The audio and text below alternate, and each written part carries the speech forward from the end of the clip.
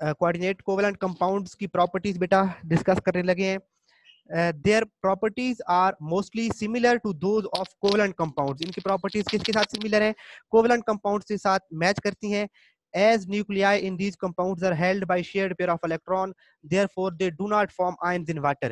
तो इधर भी बेटा इलेक्ट्रॉन की शेयरिंग होती है, तो ये भी पानी के अंदर आयंस नहीं प्रोड्यूस करते, इनके भी पानी में आयंस नहीं बनते। मिनाहिल बेटा कैमरा ऑफ रखें।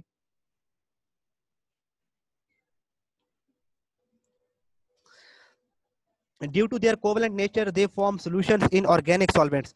ये भी ऑर्गेनिक सॉल्वेंट में डिसॉल्व होते हैं in very less soluble in water. तो दो बेटा इनके भी दो प्रॉपर्टीज हैं। ये सारा पैराग्राफ लिखने की बजाय पॉइंट्स की फॉर्म में इसकी प्रॉपर्टीज लिख लेंगे। पहली प्रॉपर्टी क्या लिखेंगे बेटा? They do not form ions in water. यहां से बेटा इसकी पहला प्रॉपर पॉइंट बना लेंगे, they do not form ions in water. उसके बाद यहां से दूसरा पॉइंट बना लेंगे कि due to their covalent nature they form solution in organic solvent and are very less soluble in water. और तीसरा कंपाउंड बना, तीसरी बेटा हेडिंग, तीसरा पॉइंट बनाएंगे, usually they are rigid compounds with a dipole. Rigid compound होते हैं, solid form में होते हैं बेटा।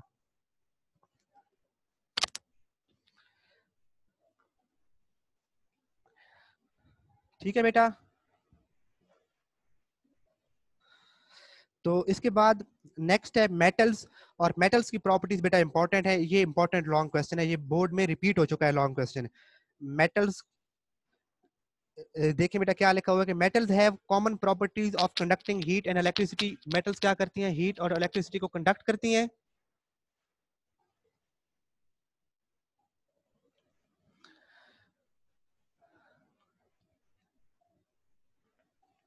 अच्छा बेटा मैं बता देता हूँ, रिपीट कर देता हूँ बेटा। देखिए ना कोऑर्डिनेट कोवेलेंट कंपाउंड्स की एक पैराग्राफ लिखा हुआ है, तो अगर शॉर्ट क्वेश्चन आ जाए कि write properties of coordinate covalent compounds, short question आ जाए, तो इसका पैराग्राफ लिखने की बजाय इसको पॉइंट्स की फॉर्म में लिख लेंगे। और ये पॉइंट्स आपकी स्क्रीन पे मेंशन हुए हुए हैं बेटा।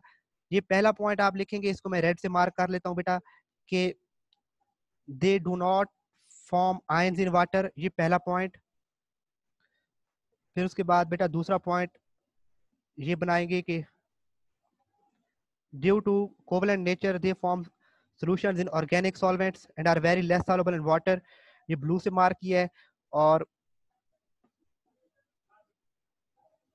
ग्रीन से। और थर्ड पॉइंट बेटा ये बस इसको ऐसे मार्क कर लेंगे कि they are usually rigid compounds with a dipole. ये तीन पॉइंट्स हो जाएंगे बेटा इसके। इसको एक पैराग्राफ में लिखने की बजाय आप इसको पॉइंट्स की फॉर्म में लिख लेंगे अगर शॉर्ट क्वेश्चन आता है तो। क्लियर है आप बेटा?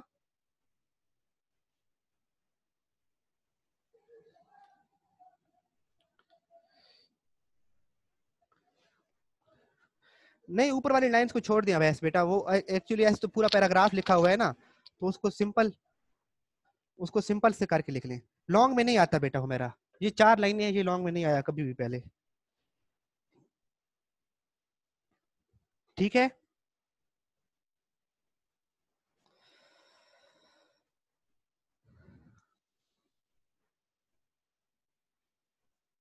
चलिए नेक्स्ट की तरफ बेटा मूव करते हैं। मेटल्स, ये इंपॉर्टेंट लॉन्ग क्वेश्चन है, और यहाँ से एक आध शॉर्ट क्वेश्चन भी आता है बेटा, वो भी मैं बता दूंगा। तो metals have common property of conducting heat and electricity. Metals जो है बेटा हीट और इलेक्ट्रिसिटी के कंडक्टर होते हैं। It gives them prime role in many industries, और इसी वजह से इंडस्ट्रीज में इनका रोल बेटा बहुत ज्यादा रोल इसका इंपॉर्टेंट है। Metals major properties of metals are shown below. अब मेटल्स की प्रॉपर्टीज नीचे बताई गई हैं। फर्स्ट प्रॉपर्टी देखें, दे शो मेटेलिक लस्टर। ये बेटा इधर थोड़ा सा मिस प्रिंटिंग हुई है, बुक में आपका क्लियर लिखा हुआ होगा। जी बेटा हुमेरा मेटल्स का लॉन्ग क्वेश्चन आता है, properties of metal long question. अभी आप लोगों से पहले जो 9th थी से पिछले वाली 9th, जो अभी फर्स्ट ईयर में होंगे जो बच्चे, उनके पेपर में ये क्वेश्चन आया था। बताने लगा हूं ना बेटा, मेटालिक लस्टर। एक तो आप लोग जल्दबाजी कर जाते हैं, अभी मैंने बताया बेटा they show metallic luster. Metallic luster होता है चमक। अभी कुर्बानी आई है तो छुरियां तेज कराई होंगी बेटा, तो वो जो उसका फ्रेश पीस होता है ना बेटा, मेटल जब फ्रेशली कट की जाती है तो उसमें एक खास चमक होती है, उसे कहते हैं मेटालिक लस्टर। जब छुरी को तेज किया जाता है तो उसकी वो लोअर काटने वाली जो उसका जो एंड होता है वो काफी चमकदार होता है, वो तो बाद में उसके साथ ऊपर मिट्टी लगती है, जो जंग पड़ जाती है, या वक्त के साथ साथ उसकी चमक खत्म हो जाती है। लेकिन जब फ्रेशली कट की जाती है तो मेटल्स की एक खास चमक होती है, इसे कहते हैं लस्टर। तो मेटल्स शो मेटेलिक लस्टर, पहला पॉइंट बेटा। दूसरा पॉइंट, इसके ऊपर शॉर्ट क्वेश्चन भी लिखेंगे। हुमैरा बेटा आप मेटल्स का पूछ रही हैं, मेटल्स का बेटा लॉन्ग आएगा तो ये 5 पॉइंट लिखेंगे उसमें, प्रॉपर्टीज ऑफ मेटल्स में ये जो 5 पॉइंट आपको स्क्रीन पे शो हो रहे हैं ना बेटा, अभी हम पढ़ने लगे हैं, ये लिखेंगे आप जी। ये 5 पॉइंट सारे लिखेंगे, ऊपर का बेशक कुछ भी नहीं, ऊपर वाली लाइन बेशक नहीं लिखेंगे, आप सिंपली हेडिंग देंगे प्रॉपर्टीज ऑफ मेटल्स और ये प्रॉपर्टीज लिखने लगेंगे। दूसरे पॉइंट के ऊपर शॉर्ट क्वेश्चन लिखें, व्हाट इज मेलेबिलिटी।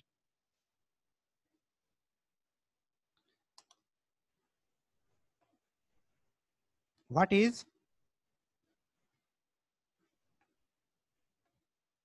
दूसरे पॉइंट के ऊपर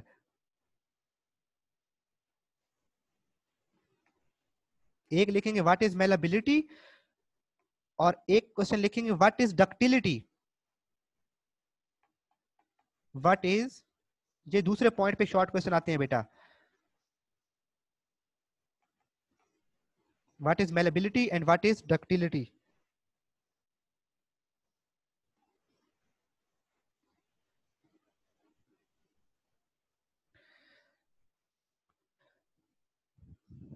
what is malleability and what is ductility.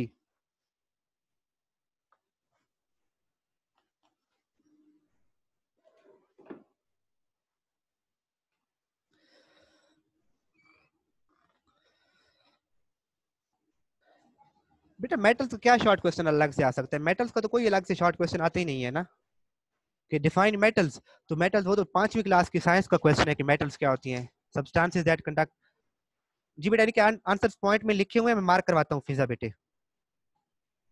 अच्छा देखिए बेटा, मेटल्स की प्रॉपर्टी है कि वो मेलेबिलिटी और डक्टिलिटी शो करती हैं। बिजली की तारें किससे बनती हैं बेटा, मेटल से बनती हैं। ये जो दरवाजे बने हुए हैं, गेट बने हुए हैं, ये मेटल से बनते हैं। बड़ी बड़ी शीट्स बनती हैं मेटल से। तो क्या जब अर्थ से मेटल्स निकाली जाती हैं, वो क्या तारें बनी बनाई हुई आती हैं, क्या मेटल्स के गेट बने बनाए हुए आते हैं? नहीं। तो इसका मतलब है मेटल्स को हम, तारें भी मेटल्स की बना सकते हैं और मेटल्स की बड़ी बड़ी शीट्स भी बना सकते हैं। मेटल्स को अगर हम हिट करें तो वो टूटती नहीं है, अगर मेटल का पीस है उसको आप हिट करते जाएं वो फ्लैट होता जाएगा, फैलती जाएगी, टूटेगी नहीं, ब्रेक नहीं होगी। तो ये जो मेटल्स की तारें बनाने का प्रोसेस है, या जो मेटल्स की शीट्स बनाने का प्रोसेस है, इन्हें कहते हैं बेटा मेलेबिलिटी एंड डक्टिलिटी। अब मेलेबिलिटी क्या है और डक्टिलिटी क्या है, फॉलो करेंगे बेटा।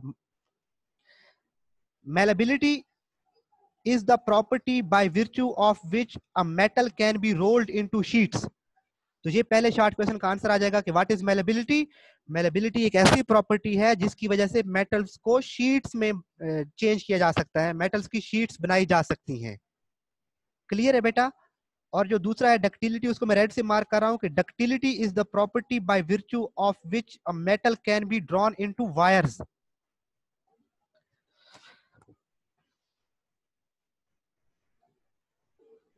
तो ये बेटा 2 शॉर्ट क्वेश्चन मैंने अलग अलग कलर से मार्क कर दिए हैं, पहला मेलेबिलिटी और दूसरा डक्टिलिटी। और ये एमसीक्यू भी आ जाता है कि वायर्स बनना मेलेबिलिटी है या डक्टिलिटी है। तो जो वायर्स का बनना है बेटा, याद रखेंगे अच्छी तरह से, डक्टिलिटी, वायर्स का बनना डक्टिलिटी और शीट्स का बनना मेलेबिलिटी।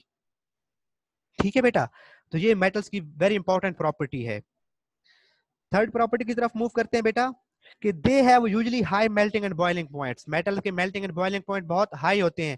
चाहे तो इनको अलग अलग पॉइंट बना दें कि they have high melting point, और दूसरा अलग पॉइंट कर लें they have high boiling point. Metals के मेल्टिंग एंड बॉइलिंग पॉइंट बहुत हाई होते हैं।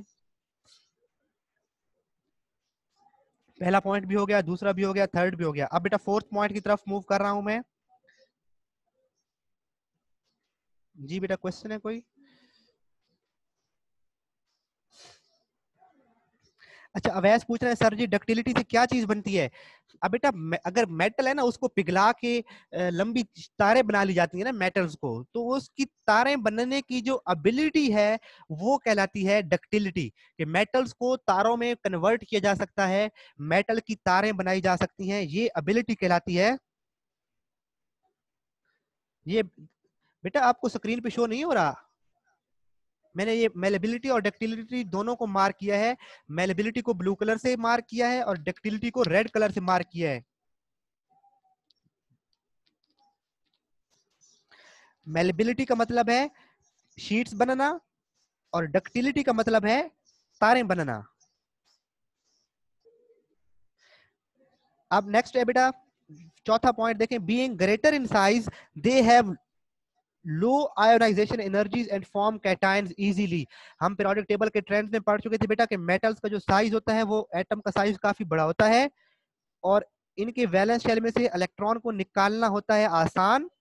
इनकी आयोनाइजेशन एनर्जी कम होती है, आसानी से ये इलेक्ट्रॉन लूज करते हैं, इसीलिए they lose electron and form cations very easily. और नेक्स्ट पॉइंट पे चलें बेटा कि they are good conductors of heat and electricity in solid and liquid state due to mobile electrons। ये शॉर्ट क्वेश्चन आता है कि why metals are good conductors of heat and electricity। why metals are good conductors of heat and electricity। why metals are good conductors of heat and electricity। ये short question यहां से आता है और इसका आंसर क्या है, चाहे ये सॉलिड फॉर्म में हो चाहे ये लिक्विड फॉर्म में हो, ये इलेक्ट्रिसिटी के गुड कंडक्टर हैं। अब बेटा सॉलिड फॉर्म में क्यों इलेक्ट्रिसिटी के कंडक्टर हैं? सॉलिड फॉर्म में कहां पर इलेक्ट्रॉन होते हैं मेटल्स में? सॉलिड फॉर्म में अगर कोई मेटल का पीस है तो उसमें फ्री इलेक्ट्रॉन कहां पे होते हैं? अवैस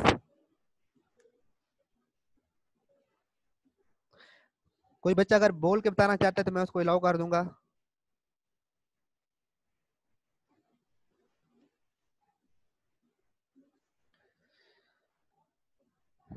बताएं, शाबाश। क्वेश्चन है बेटा कि देखिए ना, मैंने मार्क करवाया है आप लोगों को लास्ट पॉइंट मेटल्स का, चौथा पॉइंट है ये, पांचवा पॉइंट है दे आर, स्पॉटलाइट को फॉलो करेंगे बेटा। पांचवा पॉइंट है कि they are good conductors of heat and electricity in solid and in liquid form. तो सॉलिड फॉर्म और आगे लिखता है कि ड्यू टू मोबाइल इलेक्ट्रॉन। चलो लिक्विड फॉर्म में तो उसको पिघलाएंगे तो फ्री इलेक्ट्रॉन होते हैं, सॉलिड फॉर्म में फ्री इलेक्ट्रॉन मेटल में कहां से आ जाते हैं? अलीना बेटे आप बताएं। अरफा आप भी क्लास में मौजूद होते हैं तो पार्टिसिपेट किया करें बेटा। हमने पढ़ा था कि मेटल्स में सॉलिड फॉर्म में एक मेटेलिक बॉन्ड होता है, सारी मेटल्स अपना अपना इलेक्ट्रॉन लूज करती हैं और एक इलेक्ट्रॉन का पूल बनता है। और सॉलिड फॉर्म में भी फ्री इलेक्ट्रॉन मौजूद होते हैं मेटल्स के अंदर, इसलिए मेटल सॉलिड फॉर्म में भी क्या होती हैं?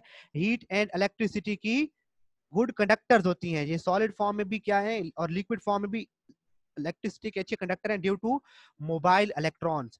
तो देखिए बेटा सारे पॉइंट एक बार दोबारा से रिवाइज कर रहा हूं। पहला हमने कहा कि मेटल्स जो मेटेलिक लस्टर, मेटल्स में एक बहुत अच्छी सी चमक होती है, ये चमकदार होती हैं जब फ्रेशली प्रिपेयर की जाती हैं, जब फ्रेशली कट की जाती हैं तो इनमें एक चमक होती है। ये सब मेटल्स की प्रॉपर्टी है। जो नॉन मेटल्स होती हैं वो डल होती हैं, उनमें चमक नहीं होती, जबकि मेटल में लस्टर होती है जिसे कहते हैं मेटालिक लस्टर।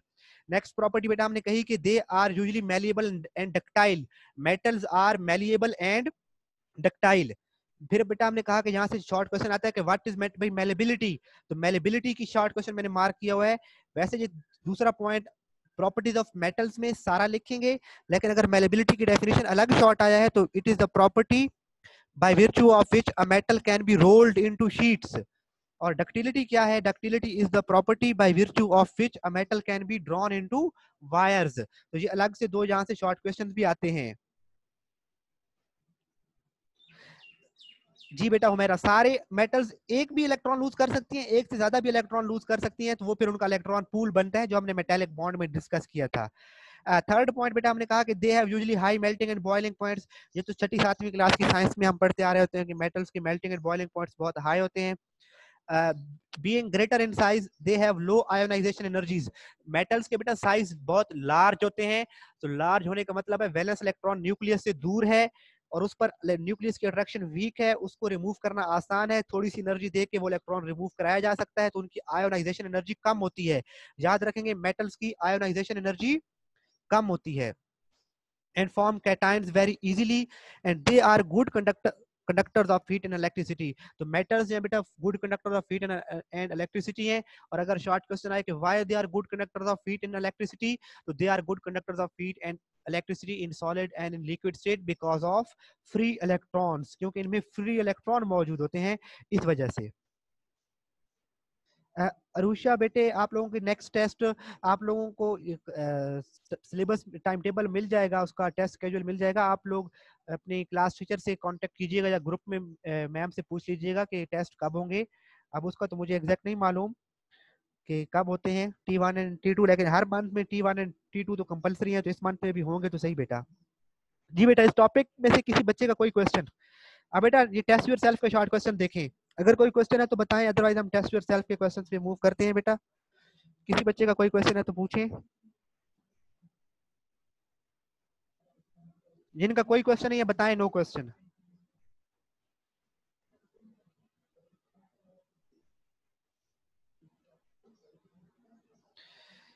अरफा बेटे, हादिया, आयमा, मिनाहिल, शमाज,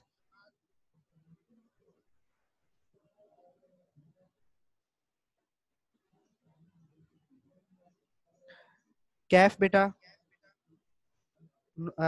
हमजा अनवर। बेटा मेलिएबल का मतलब है कि जो सब्सटेंस को अगर देखिए ना बेटा, अगर पत्थर है उसको आप हिट करेंगे वो टूट जाएगा, लकड़ी है उसको भी हिट करेंगे वो टूट जाएगा, ईंट है उसको हिट करेंगे वो टूट जाएगा, लेकिन अगर एक कॉइन है आपके पास, सिक्का है, उसको आप हिट करते रहे वो फैलता जाएगा, टूटेगा नहीं। तो ये जो मेटल की एबिलिटी है जिसकी वजह से वो शीट्स बन जाती हैं, फैलती हैं, और उनको बड़ी बड़ी, अगर ज्यादा बड़ा पीस होगा तो ज्यादा बड़ी शीट बनेगी, इस प्रॉपर्टी को कहते हैं मेलिएबल होना, मेलिबिलिटी कहते हैं इस प्रॉपर्टी को, मेलिएबल। जी बेटा, अब चलो देखते हैं ये नीचे वाले जो टेस्ट योर सेल्फ के शॉर्ट क्वेश्चंस हैं। पहला क्वेश्चन देखें, what why do the ionic compound have high melting and boiling point? तो कौन बताएगा?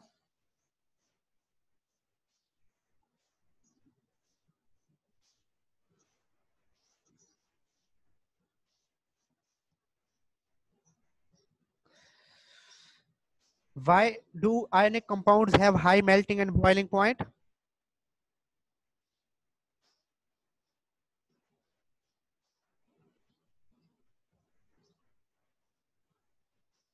नो नो बेटा, मरियम ने ठीक बताया है, नुमान ने भी ठीक। फिजा बेटे, high melting and boiling point होने का मतलब है उनमें हाई स्ट्रॉन्ग बॉन्डिंग है। Ionic bond, they have ionic bond, and ionic bond is a strong bond.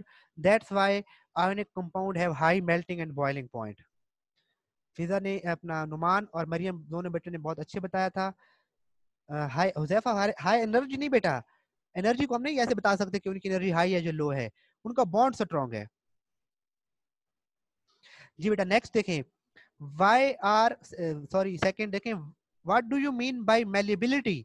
तो मेलिबिलिटी को बेटा हमने अभी डिस्कस किया है कि property of metals by virtue of which they can be drawn into sheets is called malleability. Next third देखें बेटा, third question, why are ionic compound easily soluble in water? क्यों ionic compound easily soluble in water हैं? तो कौन बताएगा बेटे, ionic compound water में soluble क्यों है? गलत बता दे बेशक, लेकिन बेटा ट्राई किया करें, क्योंकि आप जब बताते हैं तो इससे आपके कॉन्सेप्ट क्लियर होते हैं।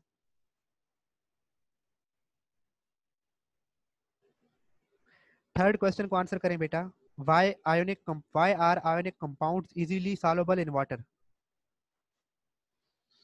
नहीं बेटा हफ्सा, ये बात नहीं है। फिजा ने बिल्कुल ठीक बताया है, नुमान ने बिल्कुल ठीक बताया है, मैं भी बताता हूँ, बाकी बच्चों को भी कंट्रीब्यूट करें बेटा।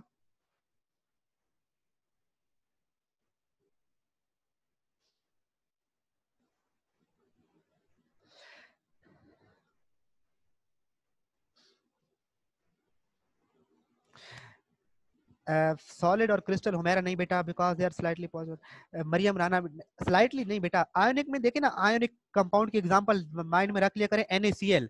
अब Na कंप्लीटली पॉजिटिव है बेटा,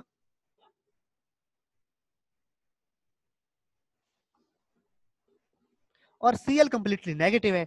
अब बेटा आयनिक कंपाउंड में पॉजिटिव और नेगेटिव आयंस होते हैं, और जो पानी है बेटा वो भी पोलर है, उसमें भी पार्शियल पॉजिटिव और पार्शियल नेगेटिव एंड्स होते हैं।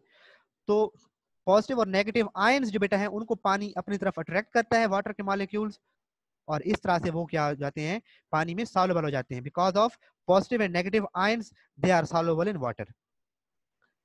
नेक्स्ट देखिए बेटा क्वेश्चन चौथा, what type of bond exist in sodium chloride? ये सोडियम क्लोराइड NaCl में कौन सा बॉन्ड है? हुमेरा आप बताएं, NaCl में कौन सा बॉन्ड है? सोडियम क्लोराइड में कौन सा बॉन्ड है?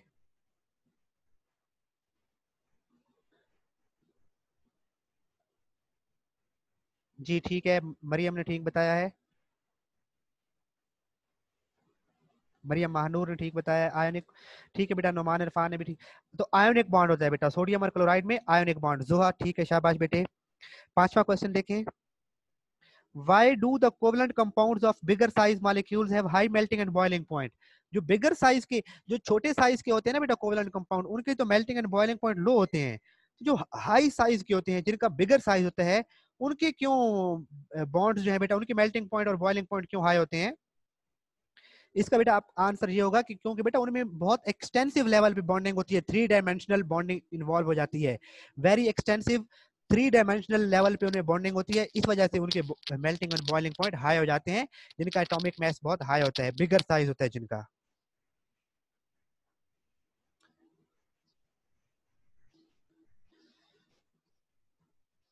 हाँ, वो इसी वजह से बिग हो जाते हैं, उन्हें बॉन्डिंग बहुत बढ़ती जाती है, तो उनके बहुत से मॉलिक्यूल आपस में जुड़ते जाते हैं, एटम्स जुड़ते जाते हैं, तो बहुत एक्सटेंसिव लेवल पे 3 डायमेंशनल स्ट्रक्चर्स बन जाते हैं, बहुत ज्यादा बॉन्ड बन जाते हैं उनके अंदर, फिर उनको ब्रेक करने के लिए ज्यादा एनर्जी चाहिए होती है। जी बेटा फिजा आप ठीक कह रही हैं। उसके बाद नेक्स्ट देखें बेटा, पांच छठा question, what is the electronegativity difference between the following pairs of elements, predict the nature of bond between them? अब बेटा ये आप लोग हाइड्रोजन की इलेक्ट्रोनेगेटिविटी और क्लोरीन की इलेक्ट्रोनेगेटिविटी में डिफरेंस देखेंगे। हाइड्रोजन और सोडियम की इलेक्ट्रोनेगेटिविटी में क्या डिफरेंस है, सोडियम और आयोडीन की इलेक्ट्रोनेगेटिविटी में क्या डिफरेंस है, पोटाशियम और क्लोरीन की इलेक्ट्रोनेगेटिविटी में क्या डिफरेंस है। ये पीछे इलेक्ट्रोनेगेटिविटी वाले टॉपिक में आप जाएंगे और वहां पे देखेंगे, अगर इनकी इलेक्ट्रोनेगेटिविटीज की वैल्यू दी हुई है तो इनका डिफरेंस आप फाइंड करेंगे, अगर नहीं दी हुई तो मैं फिर ये कल बता दूंगा आप लोगों को, क्योंकि अभी एग्जैक्ट मुझे भी नहीं याद इनकी इलेक्ट्रोनेगेटिविटीज। और उसके बाद हमने ये बताना होगा बेटा कि इनका बॉन्ड क्या किस किस्म का है, मतलब आयोनिक बॉन्ड है या कोवलेंट बॉन्ड है, या कौन सा बॉन्ड उनमें बनेगा। तो जिनकी बेटा इलेक्ट्रोनेगेटिविटी का डिफरेंस 1.7 से ज्यादा हो, 1.7 से अगर इलेक्ट्रोनेगेटिविटी का डिफरेंस क्या हो बेटा, ज्यादा हो, तो वो बॉन्ड आयोनिक होता है। और अगर 1.7 से क्या हो बेटा, लेस हो,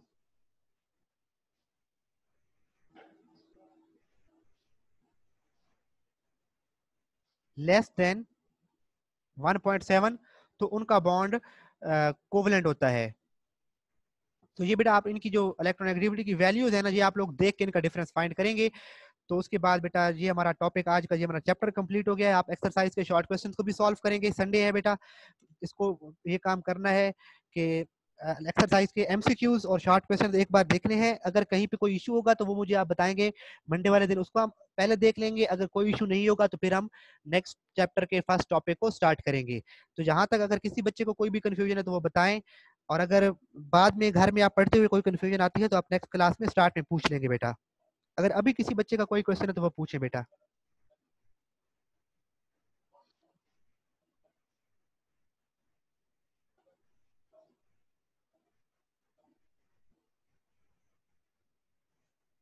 अगर कोई क्वेश्चन नहीं है तो बताएं, नो क्वेश्चन।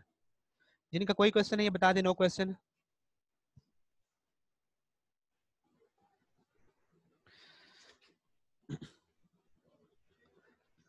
नेक्स्ट चैप्टर कौन सा है?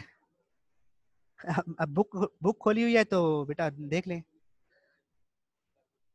नेक्स्ट चैप्टर है नो क्वेश्चन। अच्छा बेटे, एक और आपने एक और काम करना है आप लोगों ने, संडे है तो आप सब बच्चों का ये एक होम टास्क है कि आप लोगों ने एक पौधा लगाना है, अपने हिस्से का एक एक पौधा हर बच्चे ने लगाना है। घर में जगह है तो घर में लगाएं, अगर घर में जगह नहीं है तो घर के साथ गली में कहीं पे कोई जगह बनती है, वहां पे अगर साइड में पौधा लग सकता है तो वहां पे लगा दें। अदरवाइज जो आपकी सोसाइटी का कहीं पे घर के पास कहीं कोई पार्क है तो पौधा खरीद के वहां पे मालिक को दे दें, वो लगा देगा, लेकिन एक पौधा हर बच्चे ने लगाना है। नेक्स्ट चैप्टर बेटा हमारा है फिजिकल स्टेट्स ऑफ मैटर, जिसमें हम गैसियस स्टेट, लिक्विड स्टेट और सॉलिड स्टेट को पढ़ेंगे। 50% सिलेबस बेटा आप लोगों का कंप्लीट हो चुका है। 4 चैप्टर्स कंप्लीट हो चुके हैं और लास्ट 4 चैप्टर्स हमारे रहते हैं। 50% सिलेबस कंप्लीट हो चुका है। अगर जिन बच्चों ने पहले का लगा लिया है तो वो बहुत अच्छे, उनका उनका होम टास्क समझ लें हो गया है। और अगर जिन्होंने नहीं लगाया इस सीजन में प्लांट, तो वो जरूर लगाएं बेटा।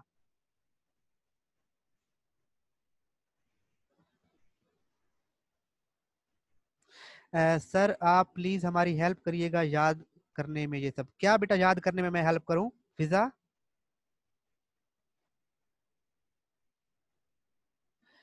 तरीका बता दूं याद करने का क्या बेटा? इसमें याद करने का तो एक ही तरीका होता है, बस पढ़ते रहो पढ़ते रहो पढ़ते रहो। जी बेटा जो भी मर्जी है लगा दें, फ्रूट वाला लगा दें, विदाउट फ्रूट वाला लगा दें। अ, फिजा बेटे मैं आपको अलाउ करता हूँ, आप क्या कहना चाह रही हैं मुझे समझ नहीं है ये आपके कहने की। 1 minute Fiza, you can speak.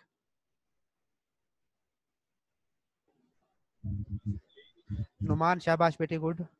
फिजा आप खुद को अनम्यूट करके बोल सकती हैं, मुझे समझ नहीं आ रही आप क्या कहना चाह रही हैं।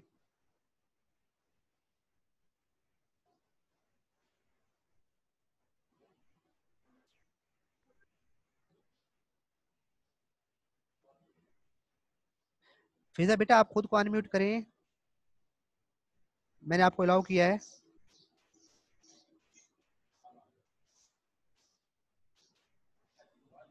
सर मैं कह रही हूँ मतलब तरीका के पहले कौन सी चीज याद करें, आपकी आवाज बेटा शॉर्ट बहुत ज्यादा कम आ रही है। इम्पोर्टेंट है या लॉन्ग ज्यादा बेटा इम्पोर्टेंट है? आपकी आवाज बहुत कम आ रही है। सर मैं आपसे पूछना चाह रही हूँ कि लॉन्ग ज्यादा इम्पोर्टेंट है कि शॉर्ट ज्यादा इम्पोर्टेंट है, क्योंकि बेसिकली शॉर्ट को कंबाइन करके ही एक लॉन्ग बनता है। बेटा जब आप लॉन्ग क्वेश्चन, जिस एक चैप्टर के जितने भी लॉन्ग क्वेश्चन है ना, तो आप लॉन्ग क्वेश्चन सारे प्रिपेयर कर लेंगे तो आपके शॉर्ट क्वेश्चन ऑटोमेटिकली प्रिपेयर हो जाएंगे।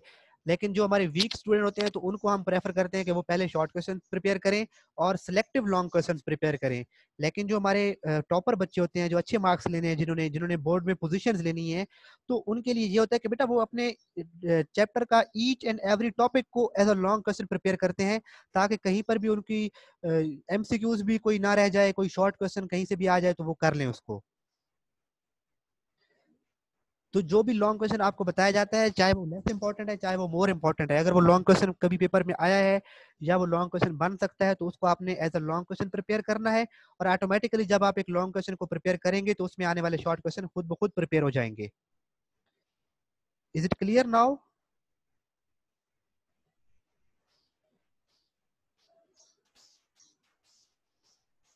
ठीक है बच्चों, आप लोग अब केमिस्ट्री तो हमारी क्लास हुई खत्म, आप नेक्स्ट क्लास को ज्वाइन करें, वीकेंड को एंजॉय करें, थोड़ा सा काम भी करें और दुआ में याद रखें बेटा। अल्लाह हाफिज सब बच्चों को।